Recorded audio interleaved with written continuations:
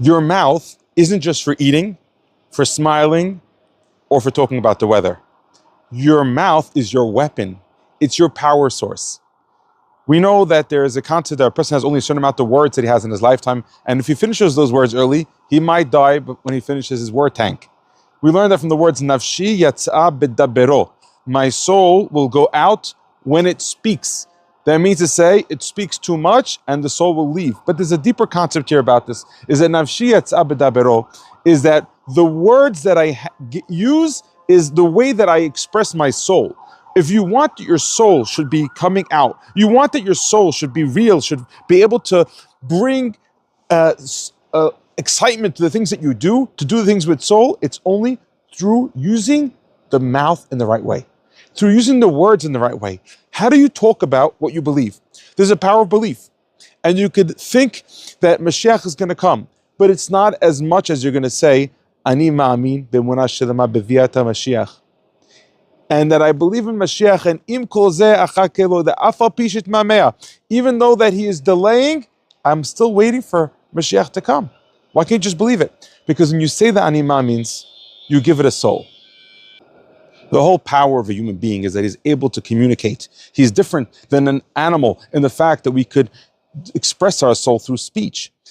The power of the human being in the sense of being godly, when the way that we are tzelim elokim, is that just like God created the world through speech, Hu Amar Vayehi, Baruch Omer Ve'oseh, Hashem, he said and he created. He also, whatever he said, he kept.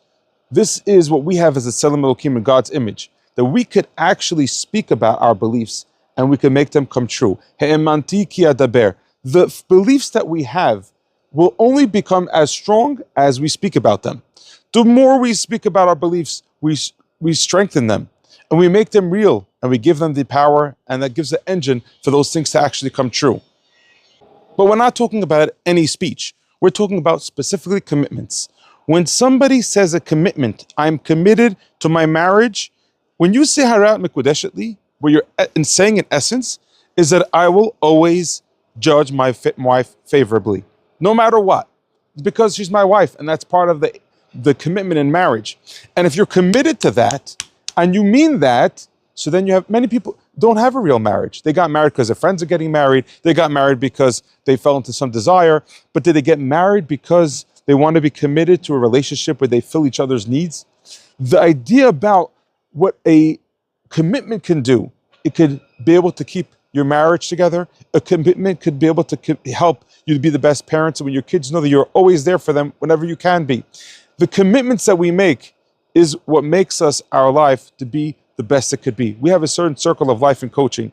Life is, the circle of life is dependent on our relationships, our spiritual, our learning, how we are health, how we are in our marriage.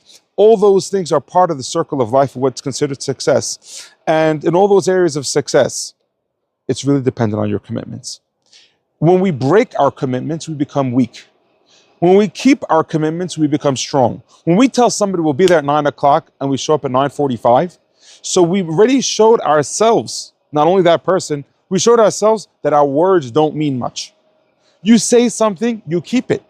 And when you say, I'm going to get up tomorrow at 6 a.m. to be able to do my jog, and you do that, you start building power inside yourself that when you say something, you stand behind it.